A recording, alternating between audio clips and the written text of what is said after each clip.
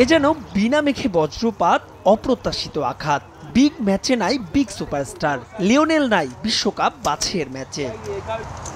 অথচ স্কোয়াড ঘোষণার ২৪ ঘন্টারও কম সময় আগে আতালান্তা ইউনাইটেডের বিপক্ষে পুরো ৯০ মিনিট খেলেছেন মেসি, করেছেন একটা গোলও। তারপরেও আলবিসেলেস্তে বহরে এলেমটেনের না থাকা বড় বিস্ময়। পরে জানা গেছে ইনজুরির কারণেই নেই লিও।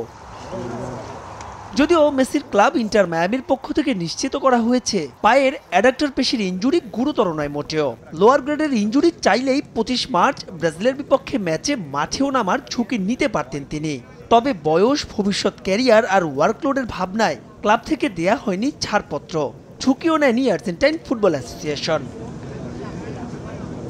তবে অধিনায়ক বলে কথা না থেকেও লিও আছেন, কথা দিয়েছেন থাকবেন, গলা ফাটাবেন আর ৫টা সমর্থকদের মতোই। অপ্রত্যাশিতভাবে ছিটকে যাওয়ার পর সমর্থকদের জন্য ইনস্টাগ্রামে একটি বার্তা দিয়েছেন মেসি, বলেছেন নিজের আক্ষেপের কথা।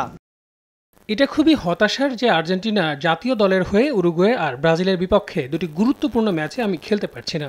সত্যি বলতে সব সময়ের মতো আমি থাকতে চেয়েছিলাম, তবে শেষ মুহূর্তের চোট আপাতত আমাকে মাঠের বাইরে রাখছে। যদিও চোট খুব একটা গুরুতর নয়, অন্য সব সমর্থকের মতোই এখান থেকেও আমি দলকে সমর্থন করব এবং গলা ফাটাবো। এগিয়ে যাও আর্জেন্টিনা। বিশ্বকাপ বাছাইয়ের ম্যাচে কনমেবল অঞ্চলের টেবিল টপার হলেও খুব একটা ছন্দে নেই আর্জেন্টিনা।